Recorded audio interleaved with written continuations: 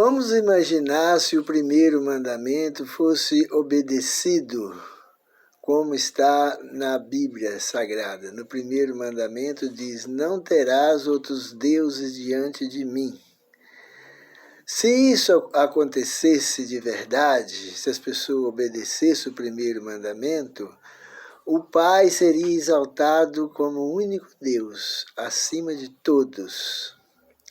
O Senhor Jesus seria exaltado como o Filho unigênito de Deus, um com o eterno Deus, em natureza, caráter e propósito. O Senhor Jesus seria o Filho de Deus, o mediador, intercessor, advogado e sumo sacerdote.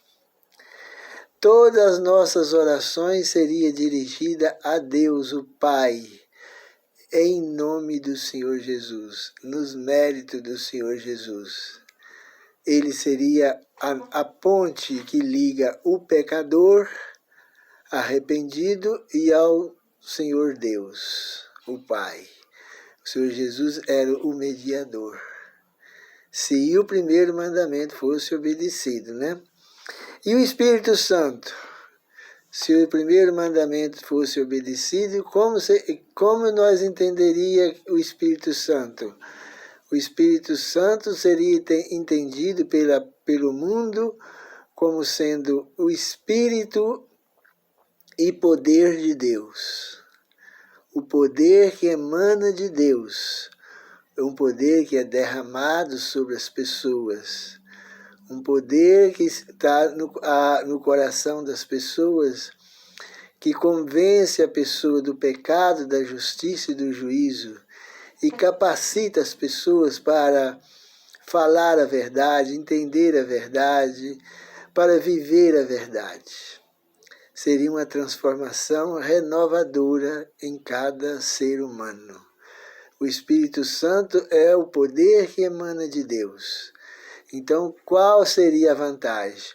Nós íamos exaltar o Pai como o único Deus, exaltar o Senhor Jesus como Filho de Deus e ter o Espírito Santo como o poder que emana de Deus e que transforma nossas vidas.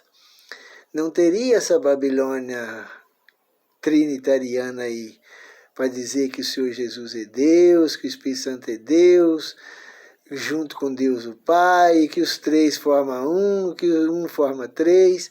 Não existiria isso aí. Seria uma coisa muito bem clara, porque o mandamento ajuda a esclarecer a verdade. A partir do momento que o primeiro mandamento diz para não ter outros deuses além do Pai, além de mim, que é Deus, não tinha razão para ninguém pensar que o Senhor Jesus é Deus e nem que o Espírito Santo é Deus. As pessoas iam colocar o Senhor Jesus como Ele é, e aceitar o Espírito Santo como Ele é, o poder de Deus, e o Senhor Jesus, o Filho de Deus, e ia ter o Pai como nosso único e soberano Deus, o Altíssimo, acima de todos. E nós não teríamos nenhuma confusão com essa doutrina da Trindade. Não existia esse povo negando o Pai como o único Deus, pondo o Senhor Jesus também como Deus. Por quê? Quem ganha com isso? Satanás, que é o dono da mentira, ele é o dono do engano, e ele usa a mente das pessoas que não aceitam o primeiro mandamento para falar essas besteiradas que eles ensinam por aí. Então, se o primeiro mandamento fosse obedecido da forma inteligente, não teria essa confusão babilônica.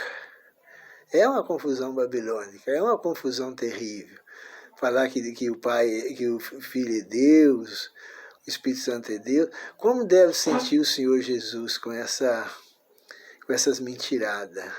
Chamar Ele de Deus?